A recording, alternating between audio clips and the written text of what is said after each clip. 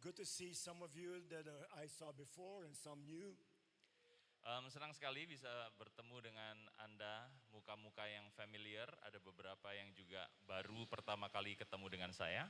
And that's always a good sign that you are faithfully studying, preparing yourself for the ministry God has called you. Dan untuk Anda yang sudah mengenal saya tentu saja melihat ini sebagai kesetiaan Anda untuk terus belajar, mempersiapkan diri dengan mempelajari firman Tuhan. Yes, and I trust that God is going to work together with us. Dan saya percaya Tuhan akan bekerja bersama-sama dengan kita, di dalam kita. Give us a proper understanding on the subject we're going to be sharing.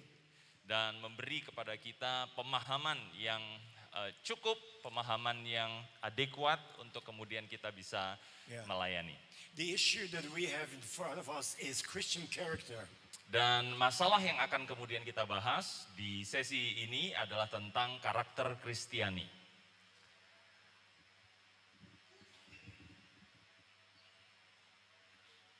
It's nice and warm. Yeah, you want to turn on that? No. It's good. All right. So I'm going to give you some, they're kind of like proverb or statements that people made. Jadi saya akan memulai bahasan tentang karakter Kristiani ini dengan beberapa perkataan orang-orang. So you can write it down because we're not going to go through that. This is not my material. This is just something that I want to give it to you. Ya, jadi Anda boleh catat, tetapi ini juga tidak terlalu penting, jadi saudara juga bisa dengarkan, tapi materinya mungkin saya akan kasih kepada saudara nanti. These are just points, okay? Ya, jadi ini hanya poin-poin begitu saja. First point. Poin yang pertama. Character is destiny. Karakter itu adalah tujuan akhir. Destiny. Bentar ya, saya cek dulu. Second, yang kedua, character is power. Karakter adalah kuasa.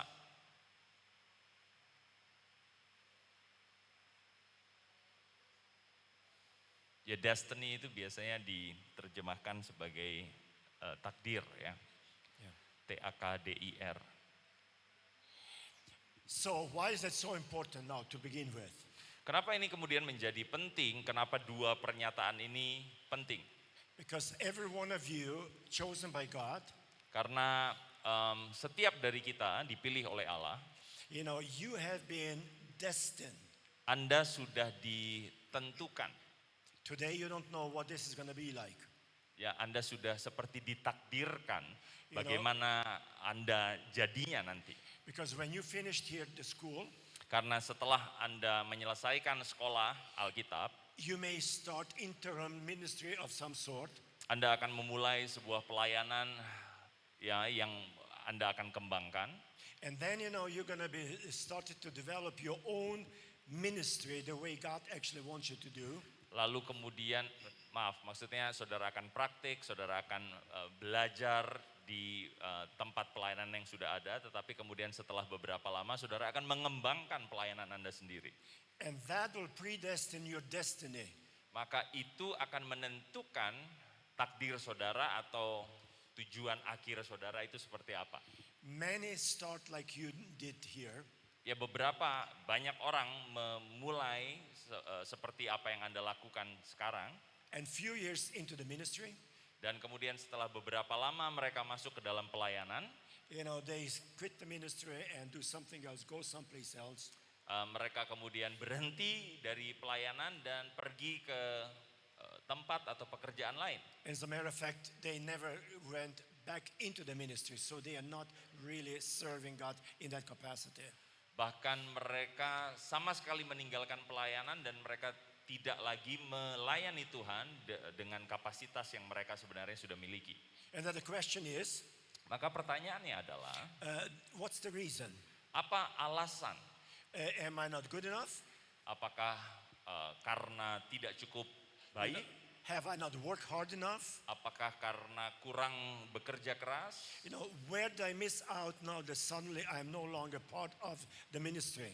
Lalu di mana, apa hal yang kemudian em, hilang sehingga kemudian seseorang itu tidak lagi di dalam pelayanan, tidak lagi melayani Tuhan. And to a greater degree, you would find out there was a character that put them out of the ministry. Dan dengan derajat yang sangat memungkinkan ya, yang cukup signifikan, kita bisa bilang bahwa itu karena karakter And yang that's, membuat seseorang itu keluar dari pelayanan. that's why character is destiny. Itulah kenapa kemudian karakter itu menentukan And it's the power with which tujuan you work. akhir saudara atau takdir saudara. Yeah, that you can be able to navigate through all the obstacles and things that you're facing in order to come through and continue the ministry. Ya, karena karakter itu akan memperlengkapi Anda dengan kemampuan untuk kemudian menavigasi, membuat Anda bisa melalui tantangan-tantangan di dalam kehidupan pelayanan. You may not place as much value on your character as people do. Anda mungkin tidak menaruh karakter itu sebagai sesuatu yang penting seperti orang lain. And all of you came from certain churches. Ya, dari seluruh siswa-siswi saya percaya Anda datang dari gereja-gereja yang berbeda. And if I would ask your pastor, your elders, or staff in the church, Kalau kemudian saya tanya kepada gembala yang mengutus Anda atau penatua atau diaken atau majelis dari gereja lokal Anda, tell me a little bit about this student. kemudian mereka saya minta menceritakan tentang diri Anda sebagai siswa atau siswi sebelum masuk SAB. But you may find very little answer, no answer, or very conducive, small answer to that question. Ya, mungkin Anda akan mendengar jawaban yang ya tidak terlalu banyak, tidak terlalu besar ya tentang apa yang ditanyakan tentang diri Anda. Because they don't want to disclose as to what they feel, think, and believe that person is. Karena mereka tidak mau menunjukkan atau mempertontonkan apa yang ada di dalam perasaan mereka tentang seseorang, dalam hal ini tentang Anda. Another statement we have, Kemudian ada pernyataan yang lain lagi. leadership is the capacity and will Kepemimpinan adalah kapasitas dan kemauan, keinginan.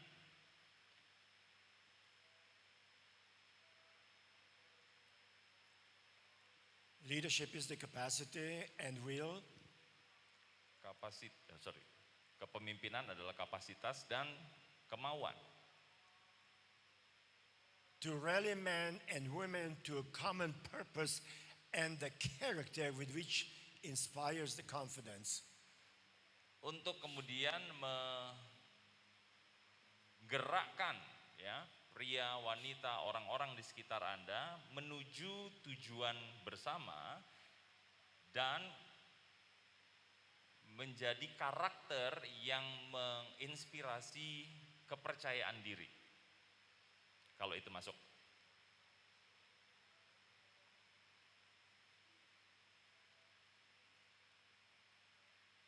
I see some of you are not writing.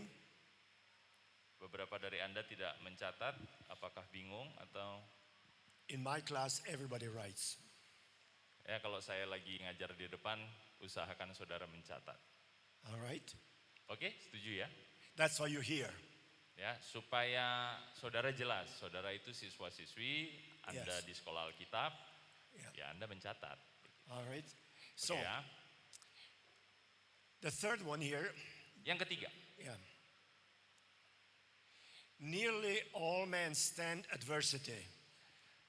hampir semua orang itu bisa bertahan dalam tantangan.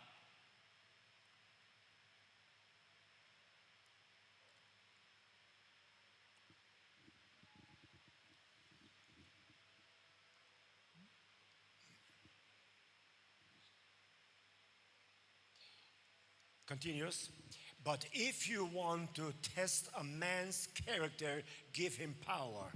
Tetapi kalau Anda ingin menguji karakter seseorang, maka berikan kepada dia kuasa atau jabatan atau kekuasaan.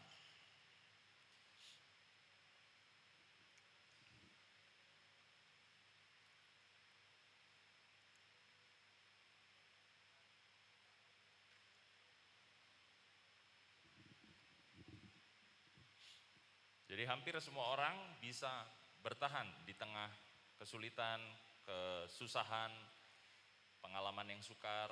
Tetapi kalau Anda ingin menguji karakter seseorang, berikan kepada dia kekuasaan. Maka kelihatan karakternya. Yeah. And that happens in the church all the time. Dan itu terjadi di gereja. Bahkan sering terlihat di gereja. You know, when I was still a pastor, Ketika saya masih jadi seorang gembala di gereja, you know, we had a kind of constitutional thing that every 4 years the elders are being voted or voted out, depends on the quality of their ministry. jadi kami punya seperti peraturan gereja, seperti ADART ya kalau di gereja GPDI. Ada anggaran dasar, anggaran rumah tangga gereja kami bahwa setiap pemimpin penatua atau majelis jemaat itu dipilih 4 tahun sekali. And so sometimes we had 1 or 2 new ones coming in.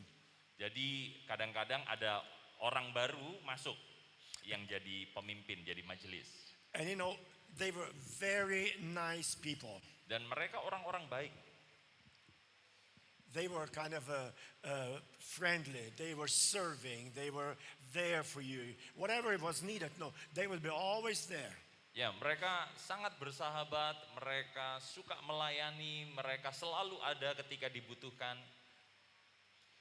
And now, after they've been voted in to become the elder of the church, Tetapi ketika kemudian mereka dipilih, ya ada seperti ajang pemilihan gitu untuk memilih pemimpin-pemimpin gereja dan mereka dipilih jadi penatua atau dipilih jadi majelis. because now they have authority, they have power, Sekarang mereka punya kuasa, mereka punya jabatan. the character changed. Kemudian karakternya bisa berubah orang itu. They are acting different. Mereka kemudian sikapnya berubah, They are talking different. cara ngomongnya berubah.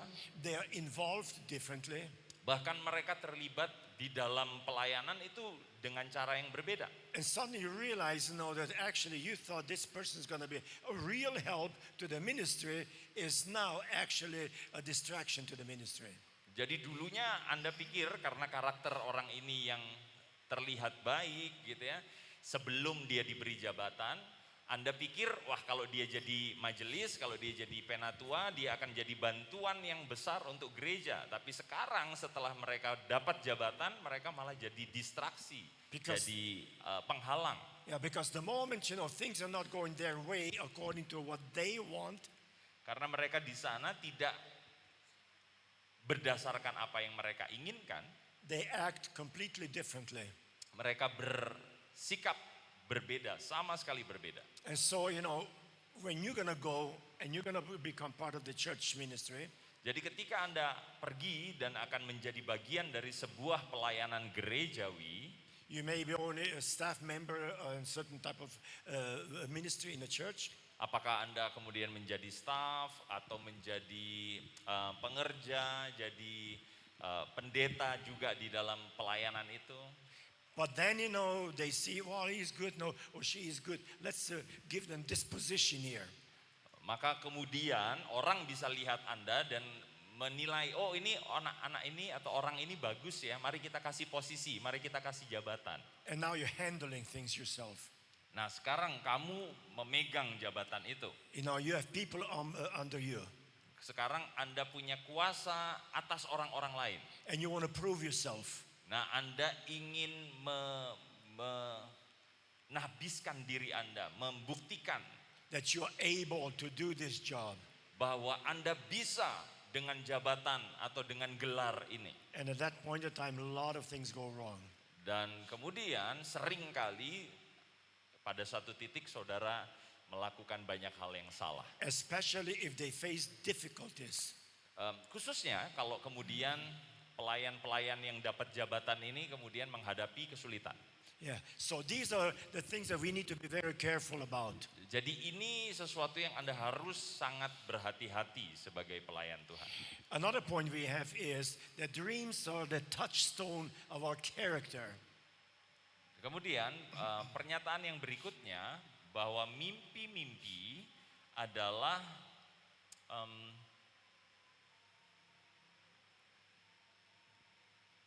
touchstone. Yes. Oke. I'll try to find. Ya, batu uji. Ya. Jadi mimpi-mimpi itu adalah batu uji untuk karakter kita. Yeah. Batu uji itu seperti batu yang dimana barang itu kenakan ke batu itu untuk menguji kekuatan dari sesuatu itu.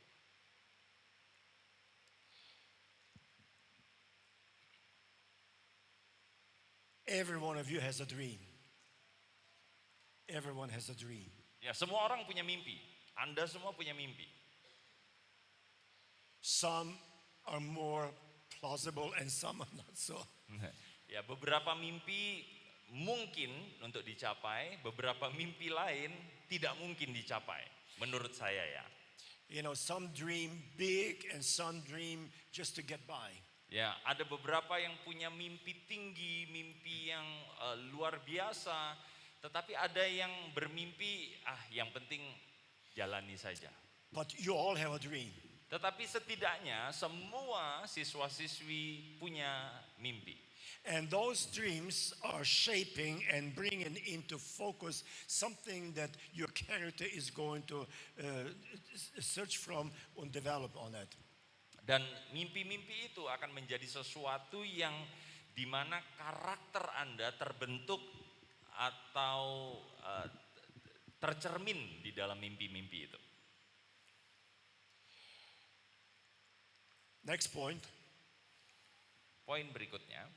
No man can climb out beyond the limitation of his own character. Pernyataan berikutnya, tidak ada seorang pun yang dapat naik melebihi limitasi, melebihi batasan dari karakternya.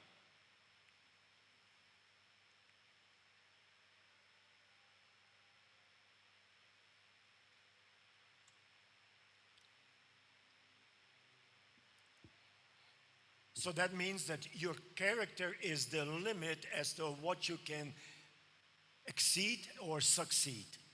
Ya, jadi karakter itu seperti batas di mana saudara bisa melewatinya atau kemudian berhasil dalam karakter Anda. Yeah. Later on we're going to see how that works in the practical. Ya, nanti saya akan jelaskan prakteknya seperti apa. Yang penting saudara catat dulu saja. Tidak ada seorang pun yang bisa keluar atau naik melebihi batasan dari karakternya. Next point. Poin berikutnya. Good character is more to be praised than outstanding talent. Ya, karakter yang baik itu akan lebih banyak mendapatkan pujian daripada talenta yang luar biasa ya, atau talenta yang menonjol.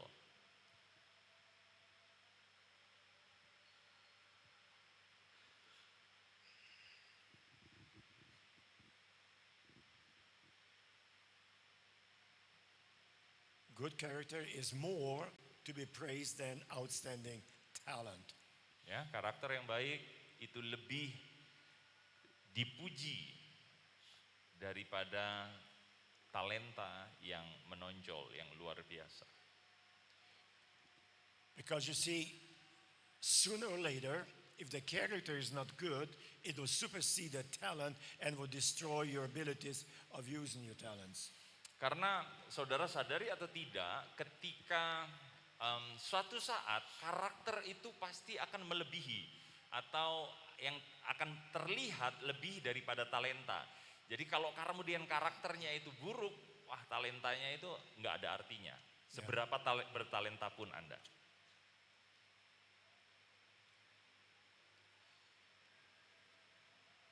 And this is where the danger comes in. Dan disitulah bahayanya terletak. that if we are very talented, Kalau kita punya talenta yang menonjol, yang luar biasa, you would realize that you're going to be popular. Anda menyadari bahwa Anda jadi orang yang populer. Banyak orang suka karena Anda punya talenta. People are going to like you. Ya, orang akan suka, menyukai Anda karena talenta yang Anda tunjukkan. Even the staff, and people in the church they're leading would like you. Mungkin jemaat-jemaat ya di gereja lokal, kemudian staf dari gereja, pimpinan gereja menyukai Anda. Kenapa? Karena Anda punya talenta. Because they would appreciate your talent. Ya, mereka mengapresiasi, menghargai talenta Anda. Because a talent like this can contribute to success of the ministry. Karena talenta yang Anda tunjukkan itu berkontribusi terhadap suksesnya gereja tersebut. But if that is the overwhelming thinking of you, because you have a talent that you can do whatever you want to do, Tetapi kalau kemudian itu hanya satu-satunya yang Anda pikirkan, karena Anda berpikir, oh saya bertalenta, saya penting untuk gereja ini, maka saya bisa melakukan apapun, you're going to realize that this talent is going to bury you. maka kemudian Anda akan menyadari bahwa itu membawa kepada batasan-batasan malah. It has a very short life. Ya, jadinya malah pendek umur pelayanan Anda. When I was still in the ministry, like in the church ministry, Ketika saya di pelayanan di gereja, we had several good people in our church, very talented people. saya punya beberapa orang yang sangat bertalenta di gereja yang saya layani waktu itu. But that led them to pride. Tetapi talenta yang mereka miliki itu membuat mereka menjadi sombong. Nah, ini masalahnya. And the moment people get into the pride area, Nah, ketika seseorang itu sudah melangkah ke area sombong, they are not very submissive, they are not humble people anymore. maka kemudian saudara melihat karakter mereka tidak lagi jadi orang yang taat. Mereka tidak lagi rendah hati. Because now they are looking down on those who are less talented. Karena mereka akan melihat orang lain yang talentanya lebih kecil atau lebih sedikit atau lebih tidak bertalenta dari mereka dan menganggap remeh atau meremehkan orang-orang itu. And many times that leads them to a fall. Dan itu biasanya membawa pelayan yang bertalenta ini kepada kejatuhan. When I was still a pastor of the church, I was always watching out for these people with great talents. Ya, ketika saya menjadi gembala, saya selalu berhati-hati ketika mendapati misalnya ada jemaat atau ada aktivis di gereja yang punya talenta yang menonjol, yang sangat baik. And I would take them many times into my office and say, listen, I really appreciate your talent. Karena seringkali saya harus panggil mereka ke kantor saya dan kemudian saya ajak ngomong kepada mereka. Saya menghargai talenta kamu, saya bilang gitu. Yeah, the church is blessed. Ya, gereja diberkati dengan talentamu. No doubt about it. Your contribution, makes everybody more blessed. Ya, jadi tidak ada perdebatan tentang hal itu. Maksudnya talentamu itu memberkati gereja kami. But I see that you are going into the wrong way. Tetapi saya melihat, ini ketika saya masih jadi gembala dulu ya, saya melihat kamu arahnya sudah mulai melenceng. And before this is going to destroy your ministry, we're going to take you out of ministry for time being. Dan kemudian saya katakan kepada dia, karena hal ini sudah mulai melenceng, jadi kami nggak mau melihat pelayananmu hancur. Kami akan memberhentikan kamu sementara waktu. Yeah, and just lay low for a while. Jadi berhenti aja dulu dari pelayananmu, dari panggungmu. And in a given time, we're going to bring you back in and we're going to continue. Dan seiring waktu kami akan mengembalikan pelayananmu dan ya kamu akan kembali melayani seperti sedia kala. So what do you think what happens then? Menurut Anda ketika ada orang diberi nasihat seperti itu atau diberi kata-kata seperti itu gimana? Suddenly you see the character. Nah, saudara bisa lihat karakter seseorang ketika hal ini dikatakan kepada mereka. Ketika mereka dibilang kamu tidak akan melayani dulu, nah Anda langsung bisa lihat nih karakternya The person seperti got apa. very upset. Biasanya dia langsung kecewa, marah, gak terima. Pastor, I don't appreciate your statements. Kemudian dia bilang kepada saya, Pak Gembala, saya nggak setuju dengan pernyataan Anda. and I'm going to go someplace where they appreciate me more. Saya akan pindah gereja, di mana gereja itu lebih menghargai saya. I say, you know what? If that's the case, Dan kemudian saya katakan kepada dia, oh kalau begitu caranya, you're welcome to leave with our blessings. ya kami sangat terbuka untuk melihat kamu pindah ke gereja lain. Silakan saja. Because I don't want to, work with all kinds of problems, and even sometimes sinful things. Karena saya nggak mau berurusan dengan masalah-masalah yang ditimbulkan oleh orang yang mulai sombong ini, khususnya ketika nanti dia mulai melakukan dosa demi dosa. So when we resigned the church and we went into the worldwide ministry, Jadi setelah saya berhenti jadi gembala dan kemudian saya bertransisi menjadi pelayan misi global, yeah. So they have a man come in.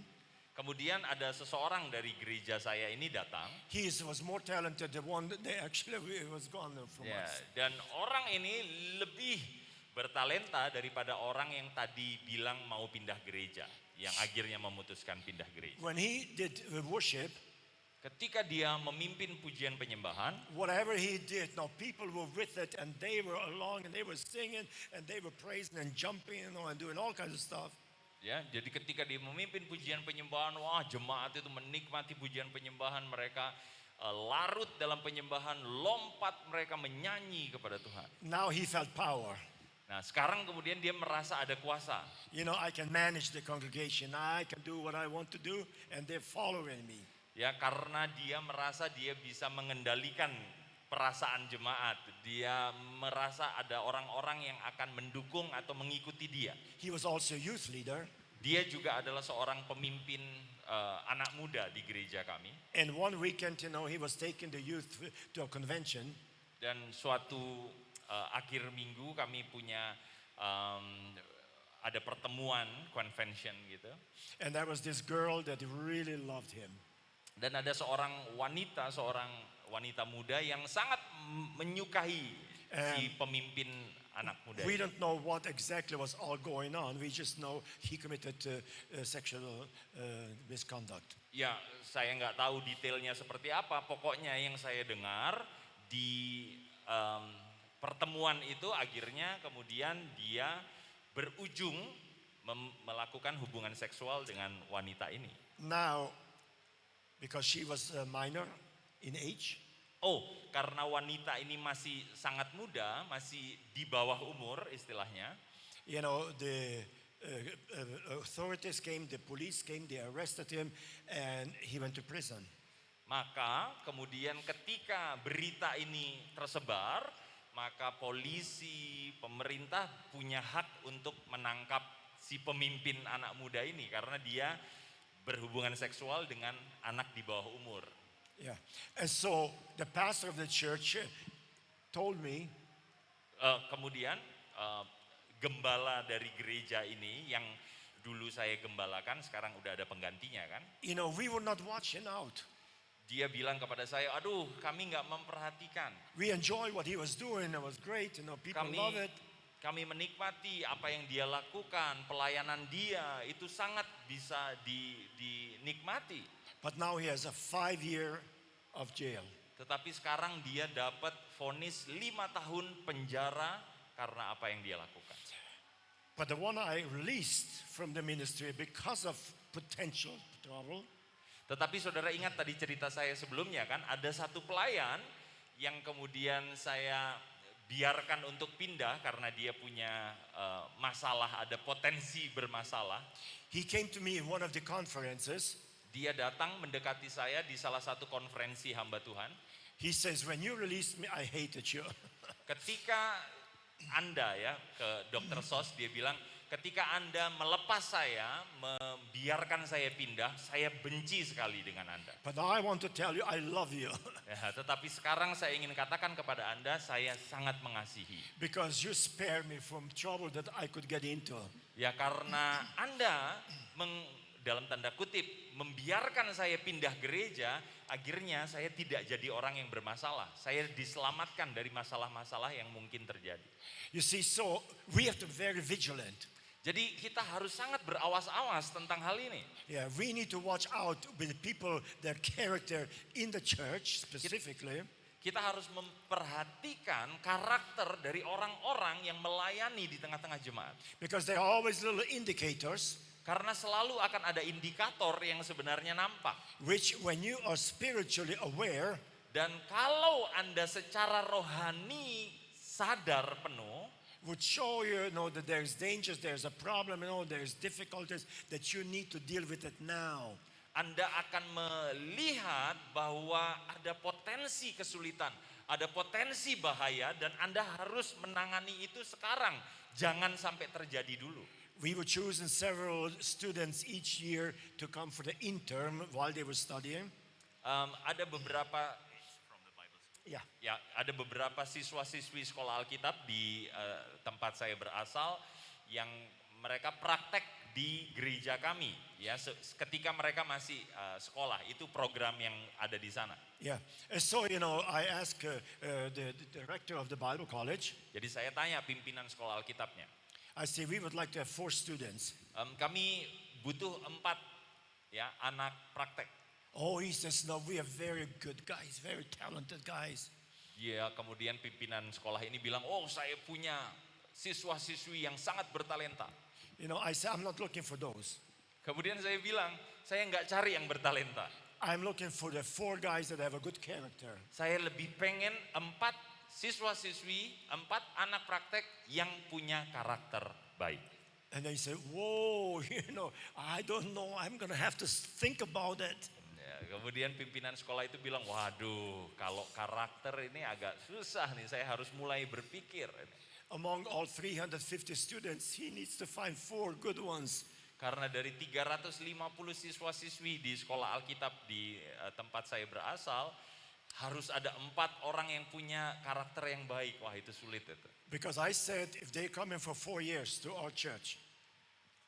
4 years, yeah. Ya, karena ini sekolah Alkitabnya 4 tahun ya durasinya. Nah, kalau mereka habiskan 4 tahun sekolah Alkitab itu, baru datang ke gereja kami.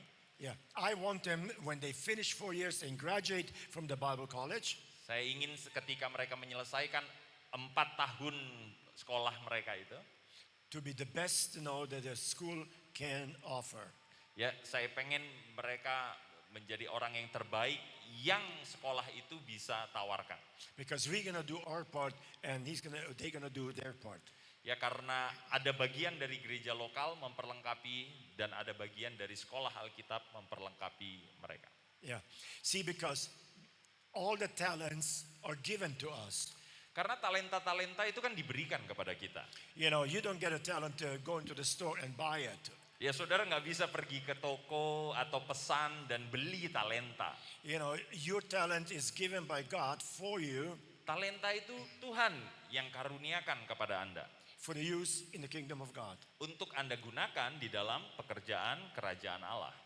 But good character is not like that. Tetapi karakter yang baik itu tidak dikaruniakan seperti talenta. It's not given to us. Itu tidak diberikan seperti talenta diberikan kepada kita. You become a believer of Jesus Christ and the Lord will give you all the wonderful things and the character. No, it doesn't happen that way. Karena ketika saudara menjadi pengikut Yesus, menjadi orang percaya, kemudian Tuhan berikan kepada saudara segala sesuatu yang baik, termasuk karakter yang baik. Tidak, bukan. Enggak seperti itu cara mainnya. Just look at the life of Peter.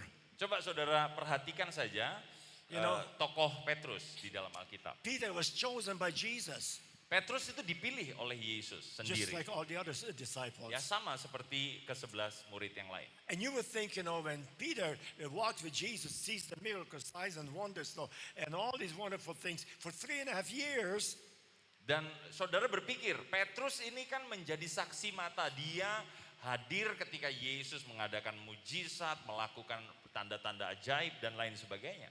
yeah, you would think, that now Peter has a character, that is wonderful, in order to get into the ministry. Ya saudara mungkin berpikir, wah kalau dia jadi saksi hidup dari semua mujizat yang Yesus lakukan, pasti karakternya baik nih.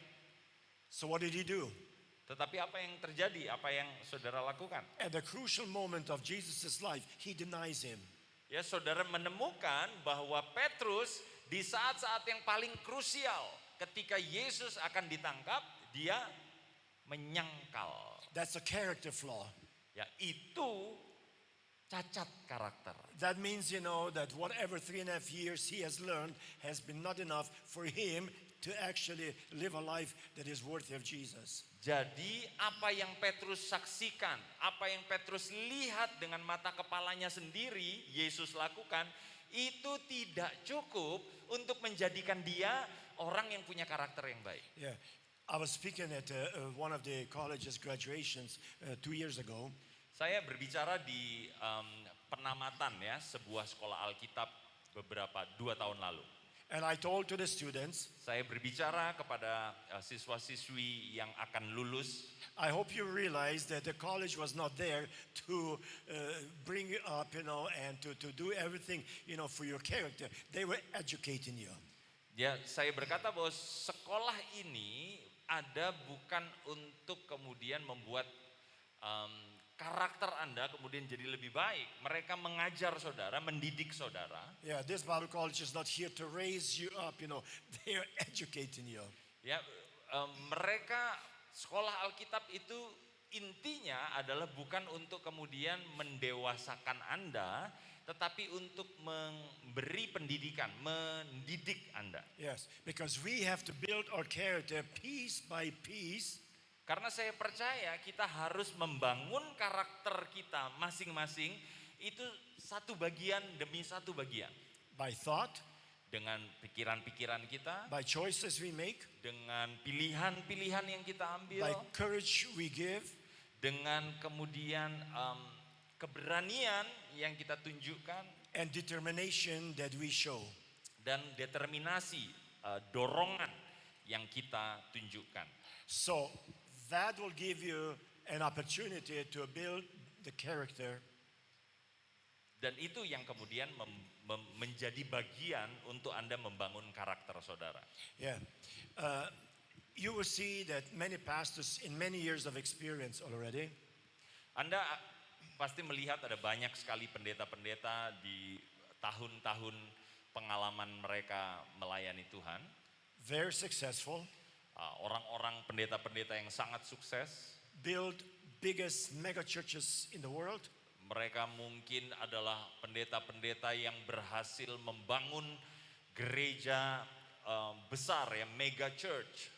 And today not in ministry anymore. Tetapi kemudian mungkin saudara dengar juga bahwa pendeta-pendeta ini sudah tidak lagi di dalam pelayanan.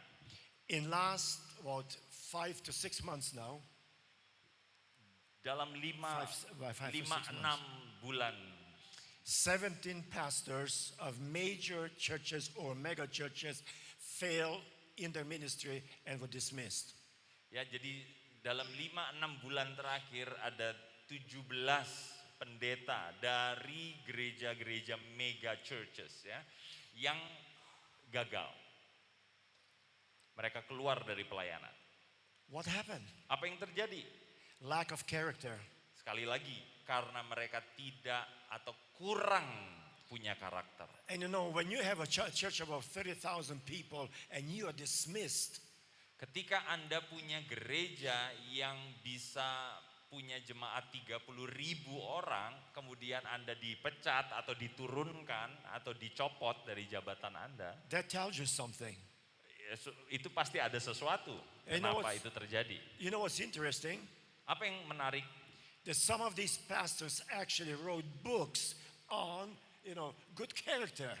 Menariknya bahwa pendeta-pendeta yang bermasalah ini, mereka tuh pernah menulis buku rohani tentang karakter baik, karakter yang baik. They were teaching seminars, Mereka bahkan menjadi pembicara seminar. how to manage and do proper things in the ministry in order to be successful. Bagaimana cara mengelola, bagaimana cara melakukan hal-hal dengan baik supaya menjadi pelayanan atau gereja yang sukses. Today they are no longer in the ministry. Tetapi kenyataannya mereka sekarang dikeluarkan, tidak lagi ada dalam pelayanan. And the life, what they've done and the character went around the world. Ya, jadi kehidupan mereka dengan karakter yang mereka tunjukkan itu jauh berbeda, ada di dunia yang berbeda. You may have seen some of their books, you maybe even bought some of their books. Mungkin Anda pernah baca bukunya ya, karena ada beberapa buku mereka juga diterjemahkan ke dalam bahasa Indonesia. They had a lot of good things to say, Ya, ada banyak hal yang bagus dituliskan di buku-buku itu. but that did not prevent the character to be a flaw.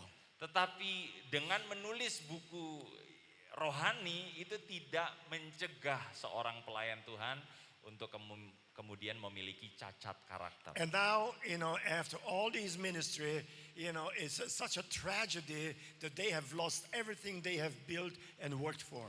Dan ini adalah sebuah tragedi di dalam pelayanan. Bagaimana seseorang yang sudah membangun tahun demi tahun pelayanan yang hebat, mereka kehilangan semuanya karena karakter. Yeah. And those are the things, that God wants you to be aware of it.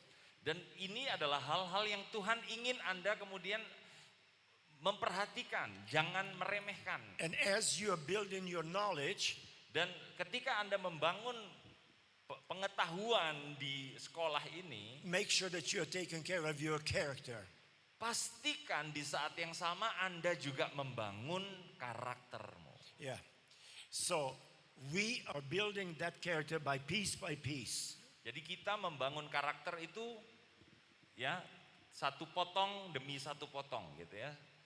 Satu bagian demi satu bagian. I give you an example from D.L. Moody, what he said in his college that he was the owner of.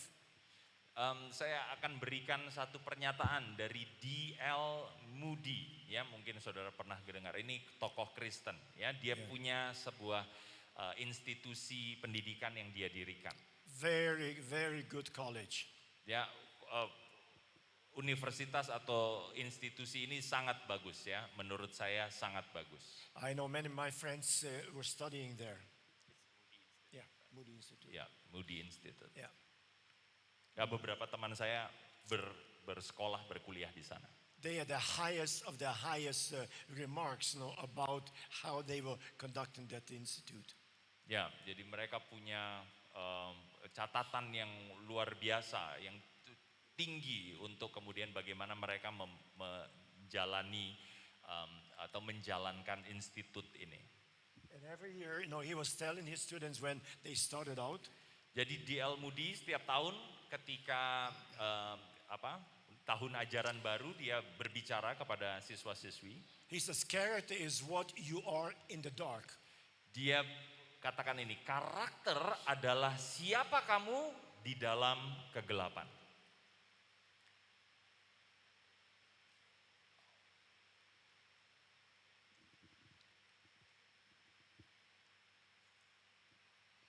That means, when no one sees. Ya, jadi karakter itu adalah sesuatu yang ada di dalam gelap. Maksudnya tidak ada orang yang lihat. Gitu. You see, and that is a deception. Nah ini adalah sebuah tipuan ya. Why? Kenapa? It doesn't matter if any person in the world sees you, God sees you. Karena sebenarnya meskipun tidak ada satu atau sepasang mata pun melihatmu, Tuhan matanya itu selalu melihat. You have to learn to live your life before God 24 hours a day. Anda harus belajar hidup di hadapan, di depan matanya Tuhan 24 jam dalam sehari. There is no hiddenness, there is no secrets, there is no, hiding. God sees you all the time. Karena tidak ada yang bisa kita sembunyikan, tidak ada yang bisa kemudian kita tutup-tutupi. Allah melihat Anda sepanjang waktu. And that's why your character, to God is more important than to people. Ya, jadi bagi saya Tuhan melihat karakter Anda itu lebih penting ya daripada kemudian orang-orang banyak. Yeah. So these are some of the statements here that I've made for you, just to give you a little bit of a intro. Ya, jadi ini pernyataan-pernyataan di awal ini saya berikan kepada saudara supaya kemudian saudara mulai memahami apa sih yang akan kita bahas tentang karakter. So now we give you a question. Ya, sekarang saudara sudah punya kesan nih. Oh ya, karakter itu penting, harusnya seperti apa? Do you really know what Christian character is all about? Tetapi sekarang pertanyaannya, apakah siswa-siswi yang hadir di angkatan 70 tahu karakter Kristen itu harusnya seperti apa? Yeah. Because that varies from place to place, from denomination to denomination, from countries to countries. Ya, karena bisa jadi berbeda antar denominasi, antara tempat yang berbeda, antara negara yang berbeda. Yeah. For example, in Canada we have very, very, very strict rules. Misalnya dari Kanada, negara asal saya, kami punya aturan yang sangat ketat. You will never get away with anything. Anda nggak bisa lari ya dari aturan ini. Yeah. Very, very seldom we would have a corruption in the church. Sangat jarang. Saya bisa bilang teramat jarang ada kasus korupsi atau kasus penggelapan dana di gereja. Why? Kenapa? Well, first of all, because Revenue Canada, like the taxation office. Ya, karena kalau saudara tahu sistem di Kanada, mereka punya kantor pajak ya, seperti di Indonesia. They come in maybe 2-3 times a year unannounced. Mereka akan datang melakukan inspeksi mendadak, sidak. Ya, itu 2-3 kali dalam setahun. And they want to see the books. Dan mereka akan periksa semua catatan keuangan. Any little discrepancy Setiap perbedaan di dalam laporan keuangan will close the church. Would close the church. Oh, mereka berhak menutup gereja. Yeah. So you can't allow yourself to have anything like this happening. Jadi Anda sebagai pengurus gereja, pemimpin di gereja di Kanada gak bisa main-main dengan angka. For example, Contoh. now you don't have this maybe here, but we have this in Canada. Maybe. Oh ya. Oke. Mungkin Anda nggak punya kasus ini ya di Indonesia, tetapi ini terjadi di Kanada. When people give an offering, Ya, ketika orang memberikan persembahan, they write this down into the taxation department. ya kemudian mereka akan diteruskan ke kantor pajak. Yeah. At the end of the year, they say, I gave church $10,000. Ya, karena kalau di luar negeri khususnya di Kanada, Anda boleh melaporkan di akhir tahun pajak bahwa saya sudah memberi sekian ratus atau sekian ribu dolar untuk persembahan ke gereja. Itu bisa. Kalau di Indonesia kan So, tidak ya. Kita The tidak. investigator would come in at one point in time and check this out. Ya, jadi kemudian nanti kantor pajak bisa lihat catatan laporan itu dan kemudian ngecek ke gereja. He Mereka says- cross check. He says, this member claimed he gave 10,000 to the church. Where's the money and what happened to the money? Jadi kantor pajak bisa tanya kepada gereja, oke, orang ini bilang dia kasih sekian puluh ribu dolar kepada Anda. Mana uangnya? Kalian buat apa? Gereja buat apa uang-uang itu? And if this doesn't show up, Jadi kalau kemudian itu tidak muncul di laporan keuangan, you don't want to know what happens. waduh, saudara nggak pengen tahu apa yang terjadi dengan gereja. So that's one area.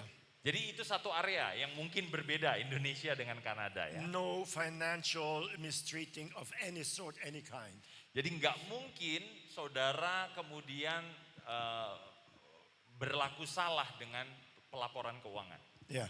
The other thing we have, Hal lain yang kami lakukan, because as pastors in Canada, we are equal to a lawyer or to a government official. jadi karena profesi ya, pendeta itu di Kanada dikategorikan sebagai profesi yang setara dengan pengacara, setara dengan pegawai negeri sipil atau pejabat gitu ya. So if you don't handle church members properly, Jadi kalau Anda tidak memperlakukan jemaat yang Anda pimpin dengan baik, according to the Constitution, maka berdasarkan undang-undang negara, you can use your license. Anda bisa kehilangan surat izin untuk kemudian menjadi seorang pendeta. but also our denomination, Tetapi di lain sisi denominasi kami is supervising all the churches, ministries, and what they do and what kind of a position they have. ya mensupervisi, mengawasi semua gereja-gereja, semua posisi-posisi kependetaan yang ada di gereja-gereja. You can never do things that are not according to the scripture and get away with that. Jadi Anda nggak mungkin tuh melakukan sesuatu yang tidak alkitabiah, kemudian nggak ada yang ngecek atau Anda bisa menutupinya gitu, nggak mungkin karena selalu akan ada yang mengawasi. Now this is our country. Itu di Kanada. It's interesting. One day I was teaching in Bangkok at a college. Nah menariknya ketika saya mengajar di Bangkok ya di Thailand, And two lady pastors said to me, "You are in our church on Sunday." ada dua pendeta mendekati saya dan bilang, wah kamu nanti melayani hari Minggu di gereja saya ya. And so we are very happy to have you. Kami sangat senang bisa dilayani oleh Anda, Dr. Sos. Yeah. And then one of the students, she was a pastor of the church. Dan salah satu siswa atau siswi yang saya ajar di sekolah di Bangkok ini adalah gembala dari gereja tersebut. So she says, Friday after the studies, the school, Jadi setelah hari Jumat ya hari terakhir di sekolah, I'm going to drive you to my city. It's about 2.5 hours drive. ya kemudian dia bilang saya akan membawa Dr. Sos naik mobil ke kota asal saya. Jadi kira-kira 2,5 jam perjalanan dengan mobil. I said, what do you mean? You drive me? Kemudian saya tanya, "Loh, maksudnya apa kok kamu yang mengemudikan mobil?" Yeah, I'm the pastor, so I'm going to drive you. Ya, karena saya pendetanya, saya yang akan mengemudi. I said, no, you're not going to drive me.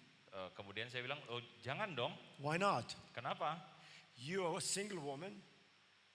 A single woman. "Oh, kamu adalah wanita lajang, belum menikah. And you and I together in one car driving, 3 hours into the country." I said, it's unethical. We're not going to do that. Ya, jadi rupanya siswi ya yang ada di sekolah Alkitab di Bangkok ini, dia pendeta tetapi dia belum menikah. Nah, dia ingin menyetir berduaan dengan Dr. Sos. Nah, Dr. Sos bilang, "Waduh, nggak boleh. Itu tidak etis. Seorang yang belum menikah dengan seorang pria sendirian selama berjam-jam hanya berduaan." I said, I'm okay if you drive, but you're going to have 1 or 2 more people in the car. Saya nggak ada masalah dengan kamu nyetirnya, tetapi setidaknya harus ada 2 orang lain atau 3 orang lain yang bersama-sama di mobil itu. Because I just need to come home to find out I'm no longer a registered pastor in the Yeah. denomination. Karena kalau kemudian ketahuan saya berduaan dengan wanita, saya bisa pulang ke Kanada, udah nggak jadi hamba Tuhan lagi. And I said, I don't doubt your character. It's just not appropriate ethically. We cannot do that. Ya, jadi bukan berarti saya bilang kepada pendeta ini ya, pendeta wanita ini, saya bukan berarti mempertanyakan karakter Anda gitu, dia jadi kegatelan atau gimana gitu kan. Tetapi maksudnya itu saja, berduaan saja udah nggak etis gitu loh. Walaupun tidak ada sesuatu yang terjadi. This is absolutely impossible. Jadi itu sesuatu yang tidak boleh terjadi. Goodwill, but the wrong method. Ya, niatnya baik mengantar saya ke pelayanan. Tetapi metodenya tidak baik, metodenya tidak etis. So, you don't enter as a woman with a man in the car and drive who knows where. You don't do that. Jadi saudara nggak bisa tuh berduaan saja dengan seorang pria atau seorang wanita. Anda pergi berduaan, itu tidak etis sebagai hamba Tuhan, sebagai hamba Tuhan. I tell you, just about 5-6 weeks ago, I was in Europe. 4 atau 5 minggu lalu saya di Eropa. Ministry in one of the largest churches of that country. Saya melayani ada sebuah gereja yang paling besar ya bisa dibilang, salah satu yang terbesar. While I was preaching, ketika saya berkhotbah, the executive committee of the Pentecostal movement walked into the church. Ada komite eksekutif dari kegerakan Pantekosta di Eropa masuk ke gereja itu. Yeah. And I'm looking thinking, why are these guys coming to my service? Jadi mereka tiba-tiba masuk aja, saya lagi khotbah. So I kept preaching. Saya tetap berkhotbah meskipun saya berpikir ini orang ngapain ya. When I finished, Ketika saya selesai berkhotbah, they asked me to leave the service and the church. mereka komite eksekutif ini kemudian meminta saya untuk meninggalkan ibadah yang sudah saya layani. So I talked to my driver. I said, what in the world is going on in your church? Why is all these committee members in your church tonight? Ya, jadi kemudian saya tanya kepada orang yang mengemudikan saya pulang, apa yang terjadi? Kenapa kok anggota komite eksekutif semua hadir di gereja? He says they came to dismiss the pastor from the church. Oh, ternyata mereka datang untuk membebas tugaskan gembala dari gereja itu. I said, what did he do? Kemudian saya tanya, emang salahnya apa sampai dia harus di... I've been coming to this Copot. church for the last 15 years. Ya karena saya, Dr. Sos, mengunjungi gereja itu 15 tahun ke belakang. I know him. Saya mengenal gembala ini. It is a man of character. Dia adalah orang yang memegang teguh karakter. So what in the world do they have against him? Jadi apa yang menjadi tuduhan yang dilontarkan kepada dia? He says, you know what happened? A lady in the church, an elder lady, she signed over the house to the pastor and pastor's family. Oke, jadi ada seorang wanita yang sudah cukup berumur, berusia. Dia kemudian menandatangani dokumen rumah. So it's her house. It's her house, but she signed over to pastor. Ya, jadi dia ingin menghibahkan, ya. Dia ingin memberikan rumah kepemilikannya kepada keluarga pendeta ini. So when I die, the house is yours. Ya, jadi ini seperti warisan gitu ya, wasiat gitu. Jadi kalau saya mati, maka rumah ini akan menjadi kepemilikan pendeta dan keluarganya. So they signed the agreement. Jadi kemudian tanda tanganlah. It's all good. Ya, perjanjian itu, wasiat itu semua baik-baik. About a year ago, she started to get sick. Setahun terakhir wanita ini kemudian mulai sakit. And now was to the point where she needed help in the house. Needed help. Help, yes. Ya, jadi sampai di titik di mana dia butuh bantuan. Dia nggak bisa mengerjakan aktivitas sendirian. Dia butuh orang pendamping. And according to the law, the one who is inheriting the house needs to take care of that. Dan menurut undang-undang di Eropa bahwa orang yang akan mewarisi rumah ini harus merawat si yang memberi warisan. So pastor said to his wife, what are we going to do now? Jadi kemudian pendeta ini berdiskusi dengan istrinya, apa yang kita perlu lakukan? She says, I have all kinds of things here. I cannot go there and stay at the house from time to time. So you're going to have to do that. Jadi si istri gembala ini bilang, waduh saya punya banyak kerjaan, rumah ini harus dirawat dan lain sebagainya, saya nggak mungkin pergi ke sana, ya udah kamu aja. Jadi dia menyuruh suaminya. And she needed help especially during the evening at night. Wanita yang sedang sakit ini, dia butuh bantuan khususnya ketika sudah sore malam hari, menjelang malam hari. So the pastor went there and said, whatever needs to be done, I'll help you. Jadi kemudian akhirnya pendeta ini, gembala ini pergi ke rumah si ibu yang lagi sakit ini, wanita yang lagi sakit ini. Apa yang saya bisa bantu?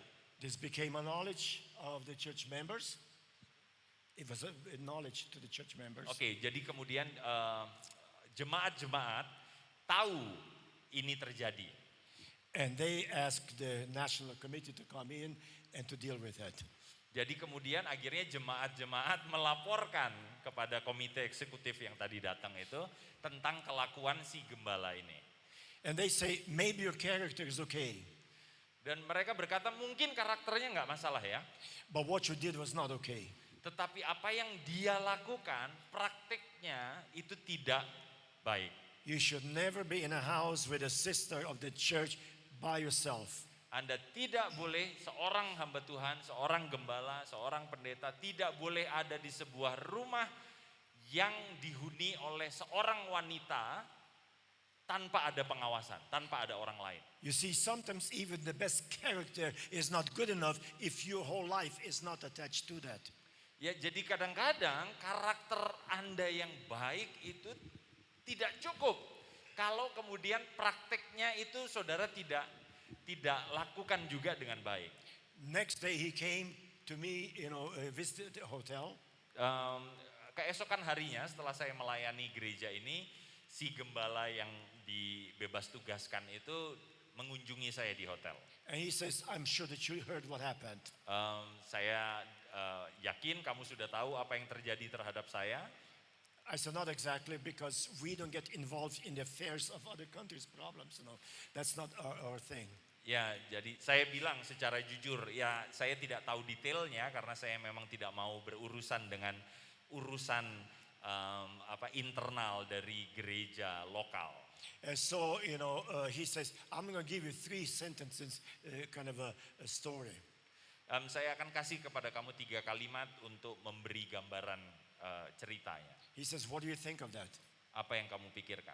I said, Pastor, you are unethical.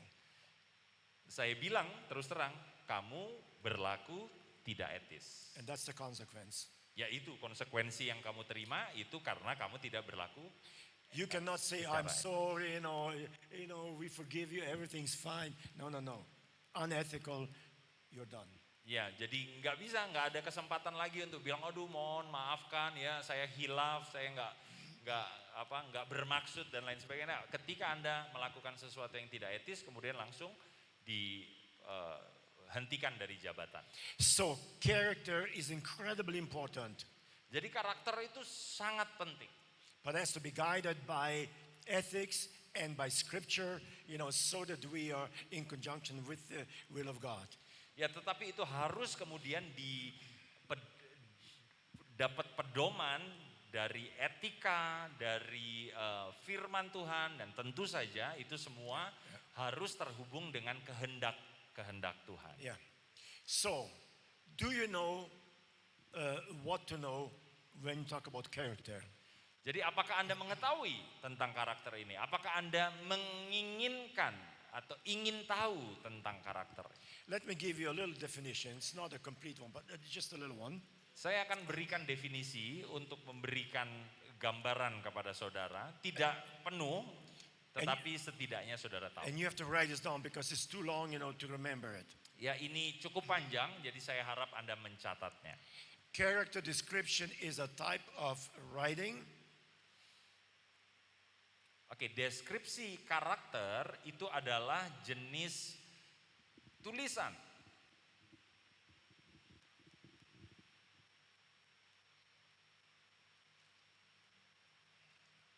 These guys are bothering me. Yeah. Yeah. That gives the reader information about a character. Yang memberikan pembaca informasi tentang karakter. Ya, jadi Anda menulis deskripsi karakter. Nah, deskripsi karakter itu adalah tipe tulisan yang memberikan kepada pembaca informasi tentang sebuah karakter.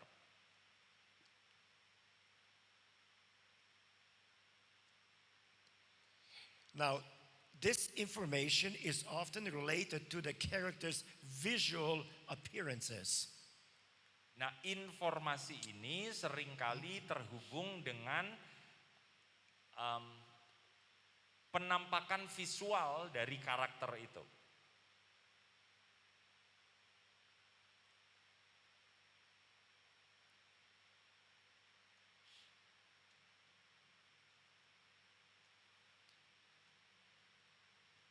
One more sentence. However, it can also be used to give the reader a better sense of their personality or background. Tetapi ini juga dapat digunakan untuk memberi kepada pembaca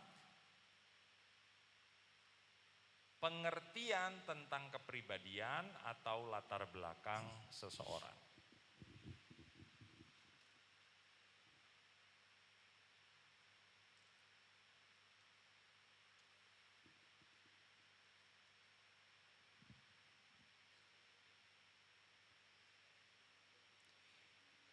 So basically what that means is this. Jadi secara sederhana dasar dari apa yang tadi dideskripsikan adalah seperti ini. We judge the character by looking at people, by the appearance, things that we see. Kita menilai karakter seseorang dari apa yang kemudian kita bisa lihat.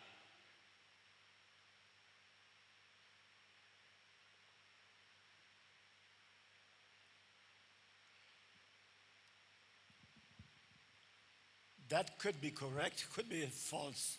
Ya, itu bisa betul, bisa sangat salah.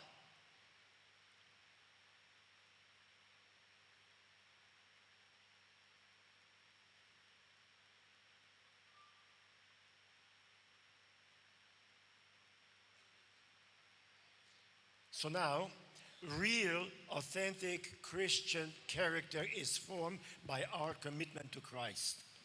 Nah sekarang yang asli, karakter Kristen yang asli, yang otentik, yang sejati itu dibentuk oleh komitmen kita kepada Kristus.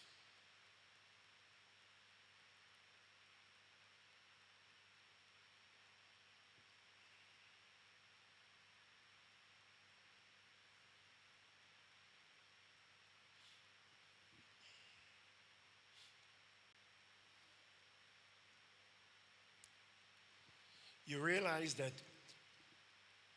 the way Jesus looked at disciples and people look at disciples were two different type of assessments.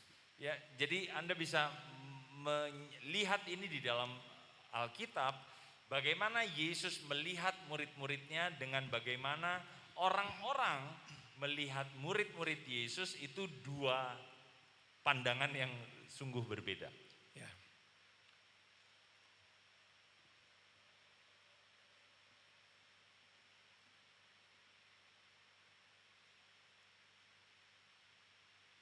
So when we surrender to Christ, now we become believers of Jesus Christ, and now we are walking our journey with Christ, then His piercing work to grow and to enrich us so that the Holy Spirit can flow through us.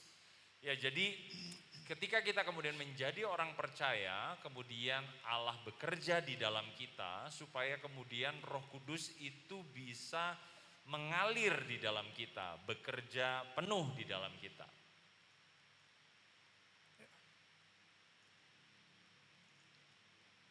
Christ is more or less the measuring stick, for us to judge ourselves, our character, according to our relationship to Him. Jadi Kristus itu seperti sebuah indikator yang memperlihatkan karakter kita. Gitu ya. Jadi karakter apa yang sesuai, yang diharapkan itu adalah bagaimana kemudian kita menilainya berdasarkan karakter Kristus atau pekerjaan Kristus di dalam diri kita. Yeah.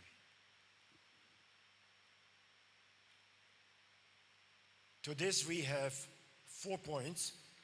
Nah untuk itu kemudian kita punya 4 poin. Yeah. Number 1. Yang pertama, our spiritual disciplines. Ya itu kita bisa lihat dari disiplin rohani.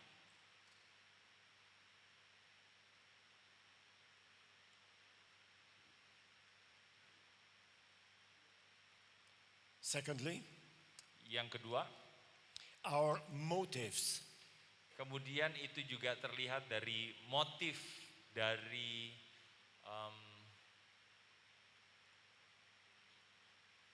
motif. Yeah. Apa ya kita menerjemahkan motif ya?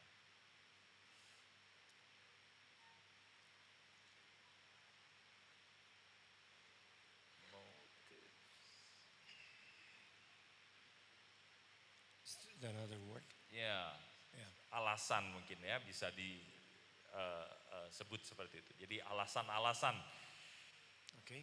motif, Yeah. alasan-alasan. Thirdly, Ketiga, our obedience. kemudian ketaatan.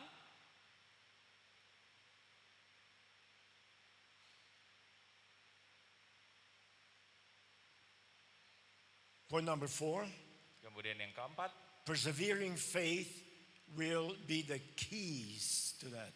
ya jadi iman yang bertahan itu menjadi kunci.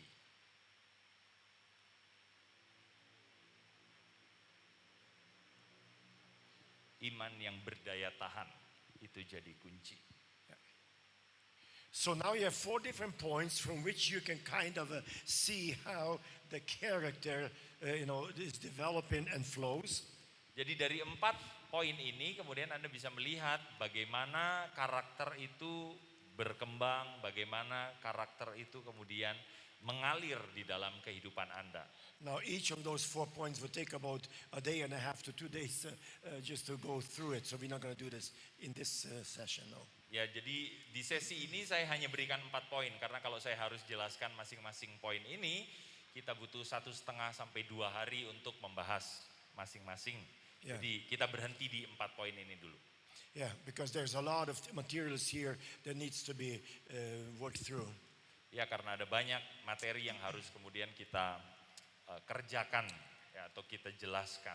So, and that comes down to all it takes is Jadi segala sesuatu ini kemudian membawa kepada kita kepada hal ini. to be in love with Jesus. Bahwa kita harus mengasihi Kristus. Because when you love Jesus, Karena ketika Anda mengasihi Yesus, spiritual discipline, motives, obedience, perseverance, none of these issues would be neglected. ya Anda tidak mungkin kemudian mengabaikan disiplin rohani, mengabaikan motif Anda, mengabaikan ketaatan, mengabaikan iman yang berdaya tahan tadi, kalau Anda mengasihi Kristus. Yeah. So, that is the center. Jadi itu pusatnya ya. That is the focal point. Itu jadi poin titik tengah, titik fokus. If you want to live a life like that, this is what you need to do. Kalau Anda ingin memiliki kehidupan yang seperti itu, yang sepadan dengan Kristus, ini yang Anda butuhkan. So, and under this, now we have another 4 points. Nah, kemudian saudara buat lagi 4 poin Sub-points. di bawahnya. Ya. Ya, ada 4 sub poin. Seek His presence, Anda mengasihi Kristus dengan mencari hadiratnya.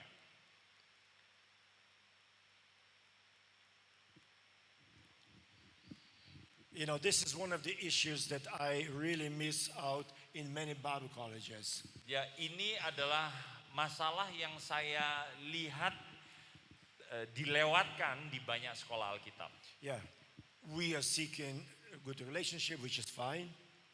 Kadang-kadang kita mencari hubungan yang baik. Itu baik, itu tidak salah. We are seeking to do good in the school. That's good. Kita mencari bahwa kita harus meraih hal yang baik, mendapat nilai yang baik, itu juga bagus. But the question is, how much do we desire to seek His presence? Tetapi pertanyaan yang lebih dalam dari itu adalah ketika saudara di sekolah Alkitab, seberapa rindu, seberapa berhasrat Anda untuk merasakan hadirat Tuhan.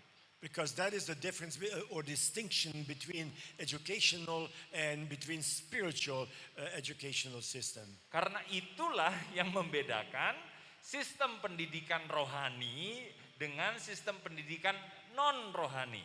Yeah. Bahwa Anda yang ada di dalam sistem pendidikan rohani harusnya punya kerinduan untuk mengejar hadirnya Tuhan. You may gain all the knowledge, Anda bisa dapatkan pengetahuannya tentu saja, but if you don't know the presence of Christ, you are missing out the major components of anything that you could do in the ministry. tetapi kalau kemudian Anda terlewat ya dengan hadirat Tuhan, Anda nggak pernah merasakan hadirat Tuhan, nggak tahu hadirat Tuhan, apapun pengetahuan yang Anda dapat itu akhirnya terlewat gitu loh. Maksud tujuan dari sekolah Alkitab itu akhirnya saudara tidak mendapatkan. Because in His presence we are changed. Karena di hadirat Tuhanlah ada perubahan, kita diubahkan. Our character changes. Karakter kita diubahkan di hadirat Allah. Our thinking changes. Cara berpikir kita diubahkan di hadirat Allah. Our desire change. Gairah kita berubah di hadirat Allah. All those things begin to change in the presence of Jesus. Dan segala hal di dalam diri Anda mulai berubah di hadirat Tuhan. So, by seeking His presence, grow in your discipleship. Jadi itu poin pertama ya, saudara mencari hadiratnya. Kemudian saudara harus bertumbuh dalam pemuridan.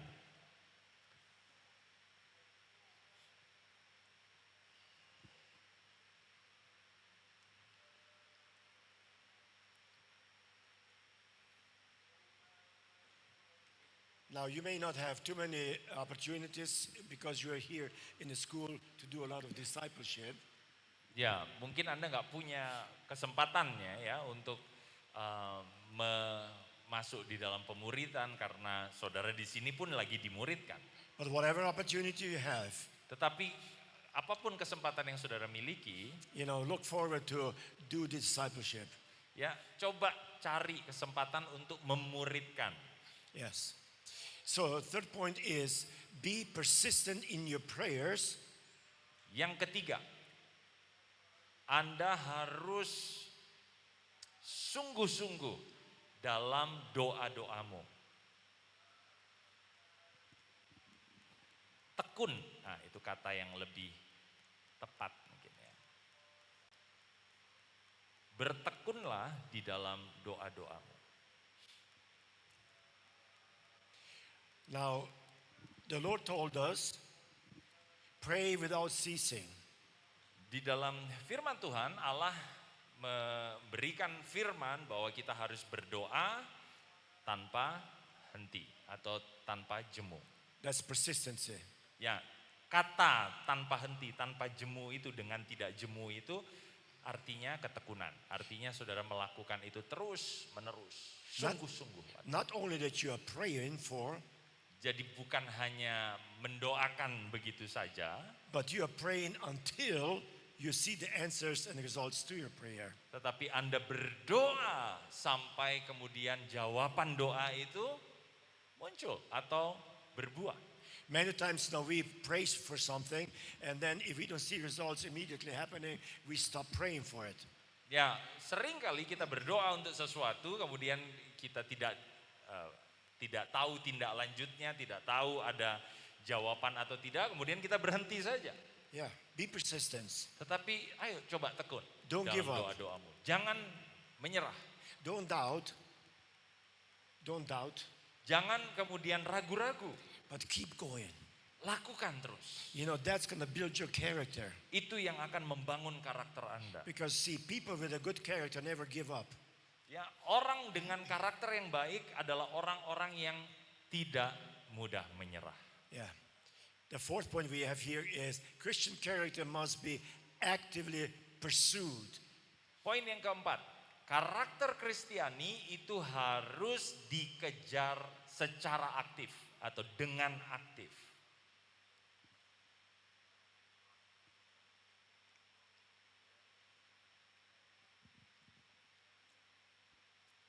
It does not happen automatically. Jadi yang saya maksud adalah itu tidak secara otomatis kemudian Anda memiliki karakter Kristiani. We need to pursue it. Anda harus kejar, Anda harus cari itu. And I tell you, it's not an easy thing to do.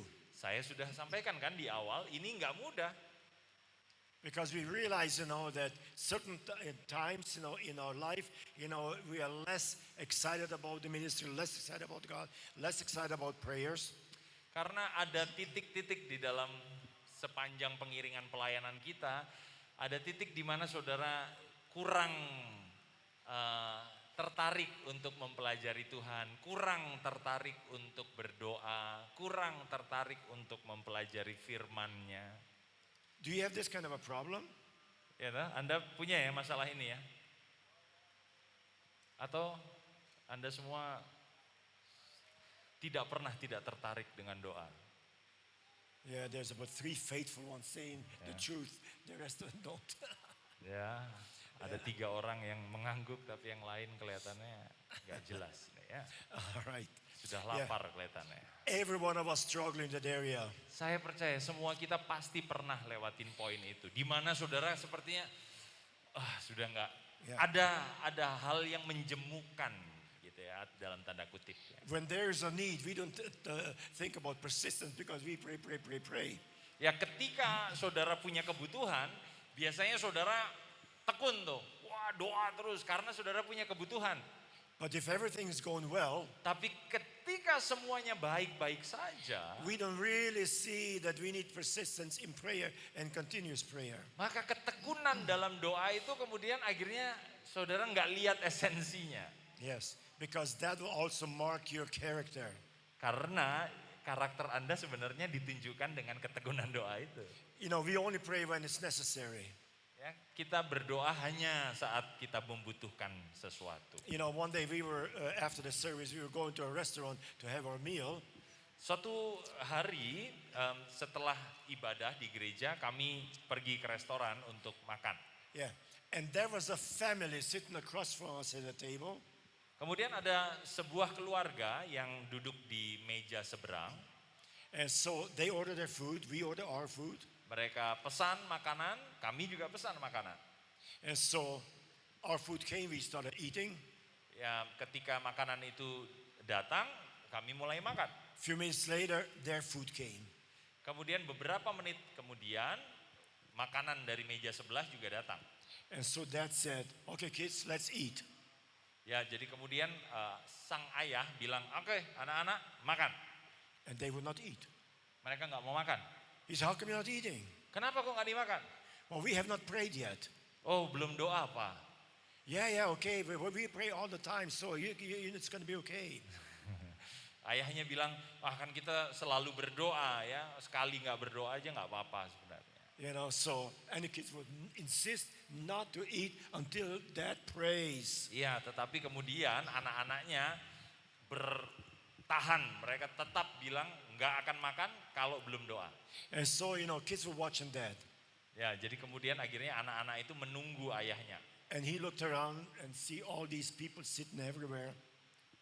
And Jadi kemudian si ayah ini lihat sekeliling orang-orang pada melihat dia. And he looked down and amen. Jadi dia kemudian ya berdoa seadanya saja, satu kalimat, amin. So the kids said, no, you pray the prayer that we always pray. Tapi anak-anaknya nggak puas. Dia bilang, kamu harus berdoa, ayah mesti berdoa, papa mesti berdoa seperti yang biasa kita lakukan. So dad has to humble himself and do the real prayer. Ya, jadi akhirnya ayah ini harus merendahkan hatinya dan dia betul-betul berdoa, berkata-kata dalam doa. Kids had more persistency than dad had. Ya, kadang-kadang anak-anak lebih tekun daripada orang dewasa. Restaurant or no restaurant, or whatever place, we are praying. Ya, mau di restoran, mau di tempat lain, seorang anak itu mentalitasnya ya udah kalau kita berdoa kita harus berdoa. And that's good character. Buat saya itu karakter yang baik. You know, because they realized Bahwa mereka menyadari we cannot slack off. We cannot, dismiss one at a time or the other time those things. ya kita tidak boleh menjadi malas, kita tidak boleh menjadi kemudian melonggarkan My time is up. kedisiplinan. Okay. It says time is up. That's it. We're going to stop right here. Oke, kita berhenti ya. Yeah, let's pray. Mari kita berdoa.